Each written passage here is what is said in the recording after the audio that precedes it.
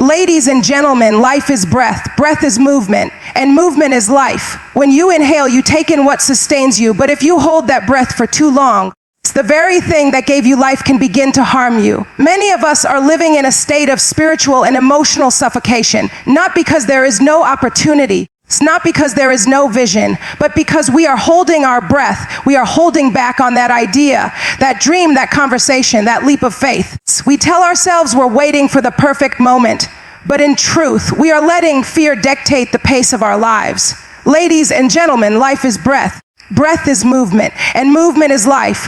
When you inhale, you take in what sustains you, but if you hold that breath for too long, the very thing that gave you life can begin to harm you. You can feel it in your chest, the pressure building, the discomfort rising, the urgency to release.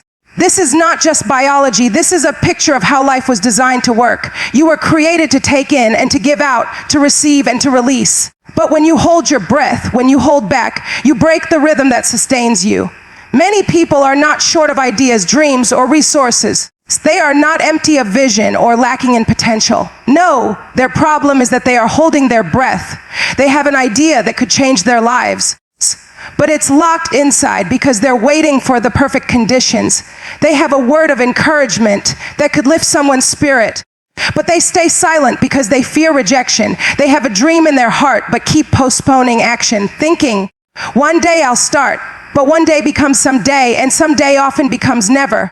The danger of holding your breath is that the very thing meant to sustain you begins to work against you. You see, holding on too long can suffocate your potential.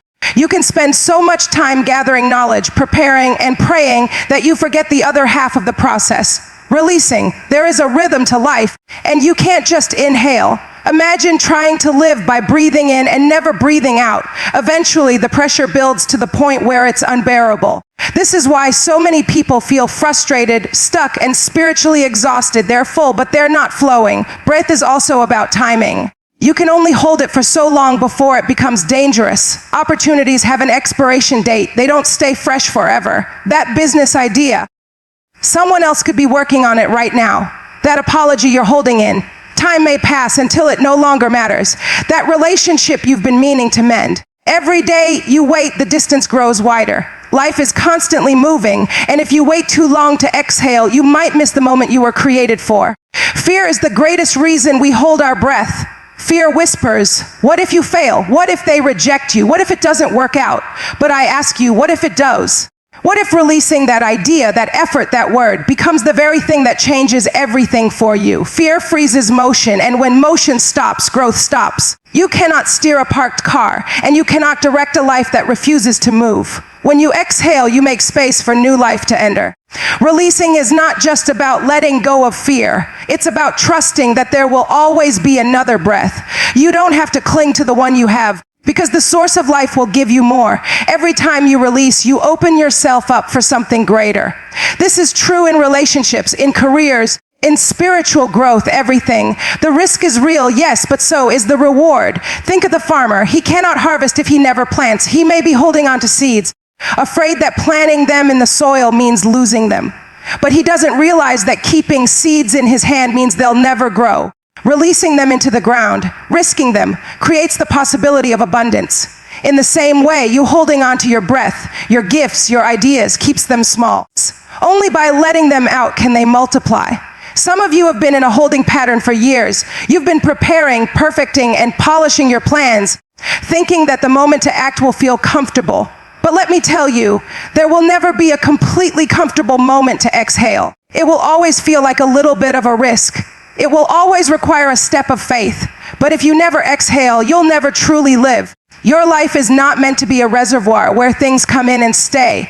It's meant to be a river, flowing, moving, refreshing everything in its path. When you release what's in you, you keep that river moving. You create room for new ideas, new relationships, new blessings. And here's the powerful part. What you release doesn't just impact you. It has the power to inspire, help, and change others. Holding it in not only deprives you, it deprives the people who need what you carry. So the question becomes, how much longer will you hold your breath? How much longer will you wait to take the step, have the conversation, start the project, write the book, launch the dream? There is no perfect time. There is only now. And now is the moment to exhale. Ladies and gentlemen, holding back often doesn't start with laziness. It starts with fear. Fear that you might get it wrong. Fear that you might look foolish. Fear that people might talk about you, or even worse, that they might ignore you. Fear is subtle. It dresses itself as wisdom, as caution, as waiting for the right time. But in reality, it is a thief. It steals moments you will never get back, delays dreams that were meant to already be in motion, and keeps you standing on the shore when you were meant to be sailing. Fear convinces you that it's safer to stay still, to keep your thoughts to yourself, to remain quiet in the meeting, to wait until you feel more ready. But you can wait so long that the very thing you were preparing for passes you by. Life is not a rehearsal. You don't get to pause it until you feel confident enough to play your part. If you keep waiting for courage to arrive fully formed, you will spend your life watching opportunities walk away from you. Purpose is not fulfilled in theory. It is fulfilled in action. You can dream all day, pray all night, and map out every step in your head.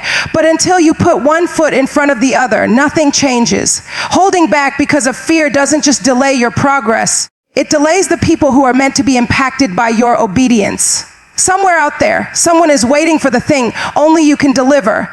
And if you hold your breath, they keep waiting. It's important to understand that purpose and fear often show up at the same time.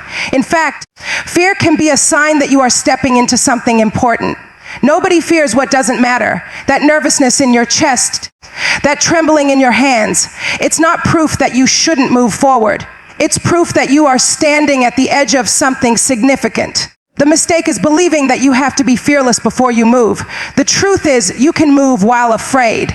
Courage is not the absence of fear. It's the decision to act despite it. Fear also has a habit of exaggerating the cost of action while downplaying the cost of inaction. It will make you think, if I try and fail, I'll lose everything. But it will whisper nothing about what happens if you never try. It won't remind you that inaction kills dreams just as effectively as failure does, only slower and with more regret. You might avoid embarrassment, yes, but you'll also avoid growth, progress, and the fulfillment of knowing you gave your all. Purpose requires risk because purpose is tied to faith. You cannot live out what you were created for while playing it safe. Playing it safe keeps you in the same patterns, around the same people, in the same comfort zone. And while that might feel secure for a while, it slowly becomes suffocating. Comfort zones are like cages. They feel safe, but they keep you from soaring. When you hold your breath, you are essentially telling yourself, I'm not ready, I need more time, I need more assurance. But often, the assurance you are looking for only comes when you start moving. You don't get all the answers before the journey, you discover them on the way. Faith works like that. You take a step, and then the next path becomes visible. If you demand to see the whole staircase before you take the first step, you'll stand at the bottom forever. The thing about purpose is that it was given to you with a specific timeline in mind. Not everything will wait for you. Seasons change. People move on. Opportunities shift. You can't treat life like an unlimited supply of chances. Some doors will not open again once they close. This is why holding back is so dangerous. It creates an illusion that you have more time than you do. I know the feeling of wanting to be sure. I know what it's like to want to have all the right resources, the right connections, the right conditions before making a move. But here's the truth. Those conditions almost never line up perfectly. You have to work with what you have right now and trust that more will come along the way. The difference between those who fulfill their purpose and those who don't is not talent. It's the willingness to start before they feel ready. So if you're holding your breath because you're afraid of making mistakes, afraid of what people will say, afraid of stepping out of your comfort zone, understand this fear will always be there, waiting to talk you out of what you were born to do. The key is to move anyway. You don't silence fear by thinking, you silence fear by acting. And when you act, you'll discover that fear loses its grip, step by step, breath by breath. Ladies and gentlemen, there is a truth we often overlook. Time has a voice. It speaks, but it doesn't shout. It whispers with every sunrise, every passing hour, every fading opportunity. I will not wait forever. The things you are called to do, the doors that stand open for you, the people you are meant to connect with, all exist within moments that are moving. They do not freeze in place waiting for you to feel ready. Opportunities are like breath. You can hold them for a while. But if you hold too long, they lose their power to give life. Every breath you take has a limit. You can't inhale indefinitely. Eventually, Your body will demand that you release so that you can take in fresh oxygen. Life works the same way. There are seasons when you receive ideas, resources, connections, wisdom, but there comes a point when what you have must be put into motion. If you keep holding, waiting, analyzing, perfecting, you risk losing the vitality of the moment. The tragedy is that many people confuse delay with preparation. Preparation is essential, but it has a purpose. It's meant to lead to action. The problem comes when preparation becomes a hiding place, when you've gathered more than enough to begin, but you still tell yourself it's not quite time. That's like inhaling deeply and convincing yourself you can hold it just a little longer, only to find out that you've waited too long and now your energy is drained. The opportunity that once felt urgent now feels heavy and your momentum fades. Opportunities are living things. They have seasons where they are ripe and ready, but they also have seasons where they close and fade away. Think about fruit. Leave it on the branch too long and it spoils. It's not that the fruit didn't exist. It's that the time to harvest it passed. That's what happens when we treat moments as though they will always be available. You might still be able to move later, but the moment will not have the same impact, the same potential, or the same freshness it once did. Life is full of examples of this truth. You see people who once had an idea ahead of its time, but they hesitated too long and someone else stepped in. You see relationships where two people could have reconciled, but pride and delay kept them apart until the window closed. You see chances for growth, jobs, projects, invitations that once felt wide open, but eventually shifted towards someone else because the moment required action. Time rewards those who move when the door is open. This doesn't mean you should rush blindly into everything. It means you must be sensitive to timing.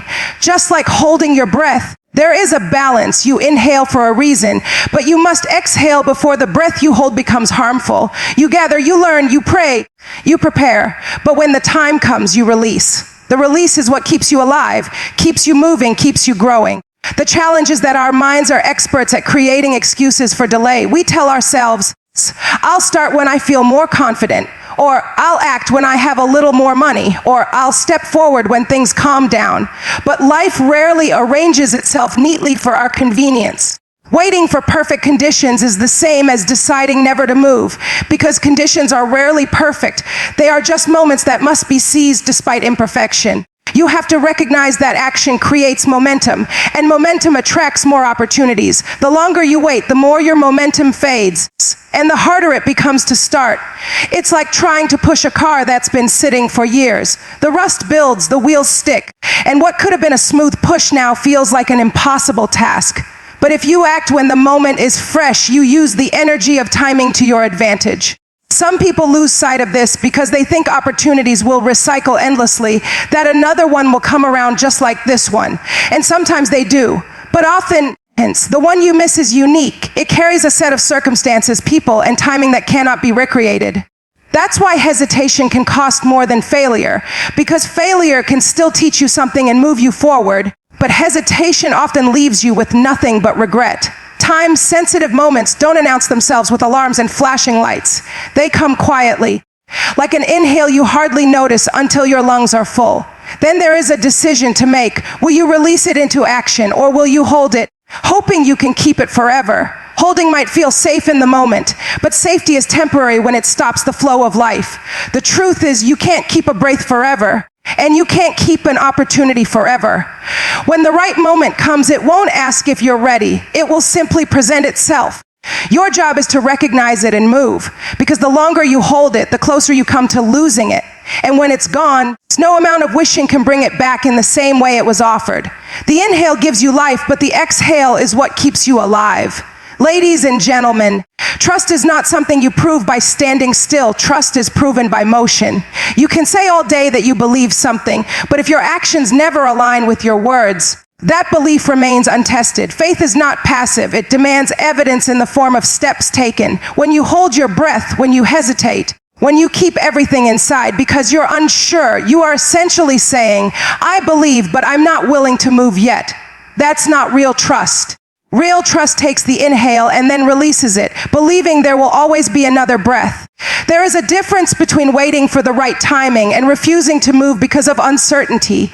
True waiting is active. It's preparing, positioning, and staying alert for the moment to move. But hesitation wrapped in fear often disguises itself as patience. You can tell the difference because patience eventually leads to movement, while hesitation leads to stagnation. Many people are not waiting on timing. They are waiting on a level of certainty that life will never give them.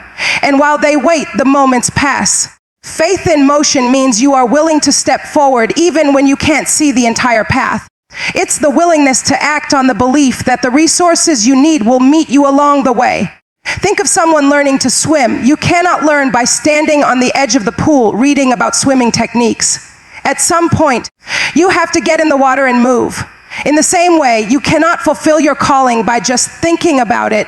You have to enter the space where it happens. When you inhale, you gather strength, knowledge, and preparation. But the release, the exhale, is where trust becomes visible. It's when you send that application, make that call, invest in that project, or open your mouth to speak the words you've been holding back. If you only ever breathe in, you will eventually choke on the very thing that was meant to sustain you. Faith in motion is an act of releasing what you've been given so it can accomplish its purpose. There's a temptation to believe that trust means having all the answers first. But trust isn't built on having the map, it's built on having the guide. You may not know exactly how the next season will unfold, but if you believe the one who gave you breath, you can trust that each step forward will be met with provision. That's why standing still for too long erodes faith. It leaves you in your head, analyzing every detail, while the opportunity grows cold. Fear will try to convince you that moving without clarity is reckless, but clarity is often a byproduct of movement. When you take a step, things that were once hidden begin to reveal themselves. Doors you couldn't see before suddenly appear. Relationships you didn't expect to form become essential to your journey. Resources you couldn't imagine become available because you dared to put yourself in motion. The opposite is also true. When you refuse to move, you never discover these things because they are hidden on the path you refuse to walk. Faith is not meant to be stored away like fine china, only brought out for display when conditions are perfect. It is meant to be used daily, in every step, in every decision. Every breath you take is a reminder of this truth. You didn't create the air, yet you inhale it fully. You don't hold it forever because you trust there will be more. That same rhythm applies to your life. You take an opportunity, vision, and inspiration, and then you release them through action. You trust that as you give out, more will come in. Some people misunderstand trust and think it means letting life happen to them. But real trust is active. It takes responsibility for the part you can play, while resting in the belief that the parts you can't control are still working for your good. That's why motion matters. The longer you stay frozen, the more your trust shrinks, and the more your world becomes smaller than it was meant to be. You will never know the full outcome before you start, and that's the point. Faith in motion means stepping out with enough vision to see the next move. It's not the whole journey. Every breath you take is a small leap of trust. You inhale without fearing the air will run out, and you exhale without worrying you won't get it back. That rhythm is what keeps you alive physically, and it's the same rhythm that keeps your purpose alive spiritually, mentally, and emotionally. When you move, you activate possibilities. When you release what you've been holding, you invite new life into your space. And in that act, you prove that your trust is more than words. It's visible, living, and in motion. Ladies and gentlemen, life was never meant to be lived in a state of clenching and holding on, just as the body must release a breath to stay alive. Your purpose requires you to let go of certain things so that something new can enter. Holding on may feel safe, but it often becomes the very thing that keeps you stuck. When you hold your breath, you are holding on to air that has already served its purpose. It's no longer fresh. It's no longer giving you what you need. Releasing it creates space for something new, something better, something vital to your next step. Many people think they can hold on to everything, past successes, old plans, familiar routines, even relationships that no longer serve their growth, and still move forward. But you can't move forward while dragging the weight of yesterday. Every inhale is designed to be followed by an exhale because life is built on exchange. You cannot keep taking in without giving out, and you cannot receive the next blessing if your hands and heart are still full of what you refuse to release. Release doesn't always feel comfortable. In fact, it can feel like loss. It can feel like stepping away from the known into the unknown. But holding on to what's familiar at the cost of your future is a far greater loss. There is a difference between letting go because you are giving up and letting go because you are making space. When you let go in faith, you're not throwing something away. You're opening yourself to something better. Think about a tree in autumn. The leaves change and fall, not because the tree is dying, but because it is preparing for a new season. If the tree held onto every leaf year after year, it would never make space for fresh growth in the spring. You are the same way. The things you cling to, whether it's a past hurt, an outdated goal, or a comfort zone, can block the new season that is waiting for you. Letting go is not a sign of weakness, it's a sign of wisdom. We often say we want change, but change cannot happen without release. You can't ask for a new opportunity while still gripping the one that's over. You can't expect a fresh relationship while still chained to the bitterness of the last one. You can't walk into a bigger space if you refuse to leave the smaller one. Release is the doorway to progress, and the faster you release, the sooner you can receive. Holding on too long not only keeps you from receiving something new, but it also begins to poison what you already have. When air stays in your lungs too long, it becomes stale. When a blessing stays in your hands too long without being shared or used, it can become a burden. We were created to be conduits, not containers. What flows in should also flow out. That is how life stays fresh, how creativity stays alive, and how purpose keeps moving. Releasing hesitation is just as important as releasing the wrong things. Many people hesitate to act because they fear losing control, but the truth is, control is often an illusion. You can't control every outcome, but you can control your willingness to move. And movement always requires release. Release of the need to know everything. Release of the fear of failure. Release of the voices that say you're not ready. The beauty of release is that it multiplies. When you release kindness, it often comes back multiplied. When you release knowledge, you often gain more understanding. When you release resources, you create room for greater provision. This is the paradox of life. What you try to keep forever eventually slips away. But what you freely give often returns in greater measure. Some people spend years holding their breath because they think letting go will leave them empty. But emptiness is not the enemy, stagnation is. Emptiness can be filled with something new, but stagnation leaves you stuck with something old that no longer serves you. Releasing is how you trade the old for the new, the temporary for the lasting, the small for the greater. Every time you release, you make room for fresh life to flow in. Every time you let go of what no longer fits, you create space for what is meant to be.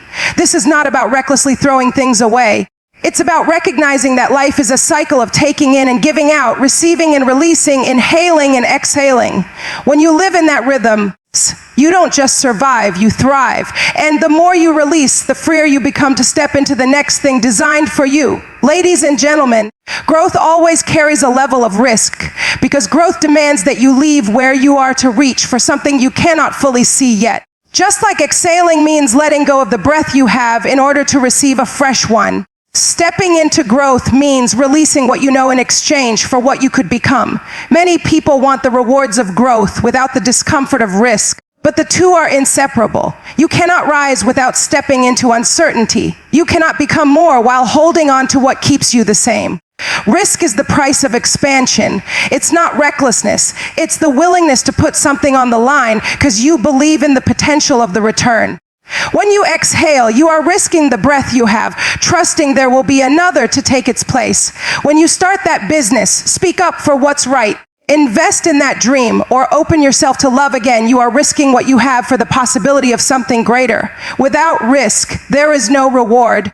And without reward, life becomes a cycle of repetition instead of a journey of growth. The fear of risk often comes from focusing only on what could go wrong.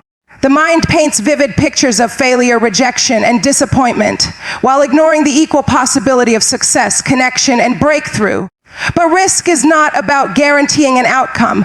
It's about creating the possibility for something new to happen. Without taking that step, you guarantee that nothing changes.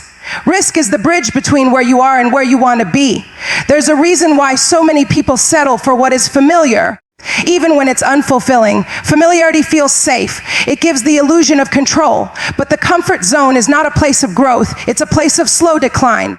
You may not notice it at first, but the longer you stay there, the more your vision shrinks, your creativity fades, and your potential goes unused. Risk is the key that unlocks the next level of your life. Think about anyone who has ever accomplished something meaningful. They all had to take a risk. The inventor who brings a new idea into the world risks ridicule and loss. The leader who stands for what's right risks being misunderstood. The artist who shares their work risks rejection, but in taking those risks, they create the possibility for impact, progress, and change. Risk is the doorway through which growth walks. Even in nature, risk is built into the process of life. A seed risks itself every time it's planted. It leaves the safety of the packet and is buried in the dark soil. There is no guarantee it will sprout. Yet it cannot fulfill its purpose unless it risks being placed in the ground. If it refuses the risk, it will stay the same forever, intact but unfulfilled. You are no different. Staying safe may preserve what you have, but it will rob you of what you could have been. Risk is also a teacher. Even when it doesn't work out the way you imagined, it leaves you wiser, stronger, and more prepared for the next opportunity. Many of the greatest breakthroughs are built on the lessons learned from risks that didn't turn out as planned.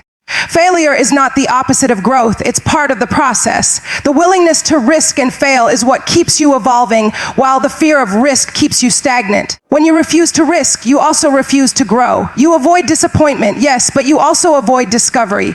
You keep yourself safe from pain, but you also keep yourself safe from possibility. Every great leap forward requires a moment when you let go of certainty and step into the unknown. It's in that space where the outcome isn't guaranteed that growth happens. Just like the exhale, risk makes room for something new.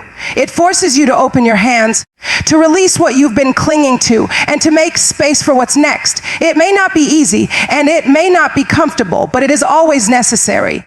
Because the alternative to risk is not safety, it is stagnation. And life was never meant to be lived in a state of holding your breath. It was meant to be lived in motion. In cycles of taking in, letting go, and daring to step forward into the unknown. Ladies and gentlemen, what you release has the power to reach further than you may ever see. When you hold on to something, your talent, your knowledge, your resources, it stays small, confined to your own life. But when you release it, it takes on a life of its own. It moves beyond your immediate reach, touching people, situations, and generations you may never meet. This is the essence of legacy. Legacy is not built by what you keep for yourself, but by what you give away. Many people misunderstand legacy. They think it's something you create at the end of your life, after you've accumulated enough wealth, status, or accomplishments. But legacy begins in the choices you make daily, every time you release something of value to someone else. A word of encouragement you speak today could inspire someone years from now to take a step they've been afraid to take. A skill you teach could become the foundation for someone else's success. A resource you share could be the seed that grows into a forest you'll never see. When you keep everything to yourself, you limit the impact of your life. Holding in what you have may feel safe, but safety often comes at the expense of significance. The more you give out, the more your life becomes a channel of influence. Just as a river that flows nourishes everything along its banks, a life that releases what it has creates ripples of change far beyond its starting point. The difference between a stagnant pond and a living river is movement. Your legacy is built in the movement of what flows out of you. The beauty of releasing is that it doesn't leave you empty. It makes room for more. When you exhale, you're not losing your breath. You're making space for fresh air to enter. When you share what you've been given, you're not depleting your life. You're creating space for new ideas, new opportunities, and new blessings to arrive. Legacy is not about hoarding resources until you're gone. It's about creating impact while you're here. There is a deep satisfaction that comes from knowing that something you started will outlive you.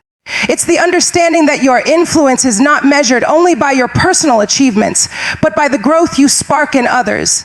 A true legacy is not about building monuments to your name. It's about building people, systems, and opportunities that will continue long after you've stepped away. This requires a mindset shift from ownership to stewardship. You don't truly own your gifts. You are entrusted with them for a time to use them for the good of others. The truth is, withholding can harm more than it helps. If a farmer refuses to release seed into the ground because he's afraid of losing it, he ensures that there will be no harvest, not for him and not for anyone else. In the same way, when you keep your gifts locked away, you stop them from multiplying. What you give has the power to grow, but only if you let it go. Releasing what you have is not always easy. Sometimes it feels like letting go of control, or even like losing a part of yourself. But what you release doesn't disappear, it transforms. A teacher releases knowledge into a student, and that knowledge becomes a tool for the student's future. A leader releases responsibility to a successor, and that responsibility becomes the seed of the next generation's leadership. A parent releases a child into adulthood, and that release becomes the foundation for independence and contribution. Legacy is intentional. It doesn't happen by accident. It's the result of a deliberate choice to invest in others, even when there's no immediate return. You may never see the full results of what you release, and that's okay. Legacy is not about immediate gratification. It's about planting seeds that will grow long after you've moved on. What you withhold remains only with you. But what you release can bless countless others. And the remarkable thing is, in blessing others, you often find yourself blessed in return. Opportunities you never expected open up. Relationships you didn't anticipate form. Doors you couldn't have forced open on your own swing wide because you were willing to pour out instead of hold back. When you choose to release, you are making a statement. My life is bigger than me.